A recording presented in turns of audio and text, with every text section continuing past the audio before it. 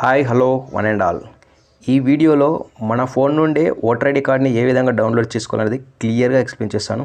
కావున ఈ వీడియోని చివరి వరకు తప్పకుండా చూడండి. ఒకవేళ మా ఛానల్ని మీరు సబ్స్క్రైబ్ చేసుకోకపోతే తప్పకుండా సబ్స్క్రైబ్ చేసుకోండి. అదేవిధంగా కిందనున్న బెల్ బటన్ పైన క్లిక్ చేయండి. ముందుగా nvsp.in అనే వెబ్సైట్ని మనము గూగుల్లో టైప్ చేయాలి.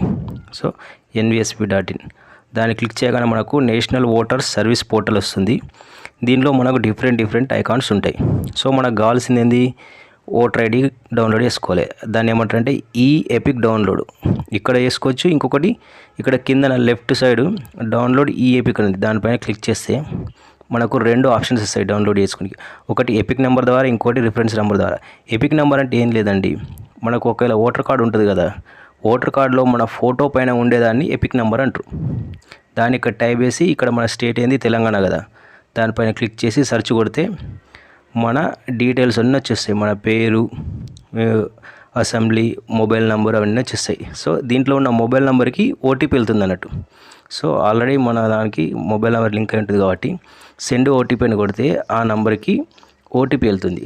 సో అక్కడ ఉన్న నెంబర్కి ఓటీపీని మనము వచ్చిందని ఎక్కడ ఎంటర్ చేయాలి. సో ఇక్కడ వెరిఫై అని బటన్ క్లిక్ చేస్తే మనకు తర్వాత ఏమని వస్తుందంటే ఓటీపీ వెరిఫికేషన్ డన్ సక్సెస్ఫుల్ అని వస్తుంది. సో ఇక్కడ చివరిలో ఉన్న బాక్స్లో పైన ఉన్న letters same as it is దీంట్లో ఎంటర్ చేయాలి.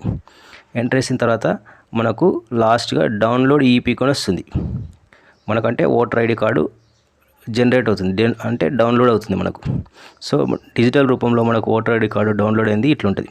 ఒకవేళ మీకు ఇంతకుముందు ఓటర్ ఐడి లేకపోతే దీన్ని లామినేషన్ చేయించుకోండి, ప్రింట్ తీసుకొని. ఒకవేళ ఉంటే కూడా మీరు తప్పకుండా మీ ఫోన్లో డిజిటల్ ఓటర్ ఐడిని సేవ్ చేసుకోవడం మంచిది.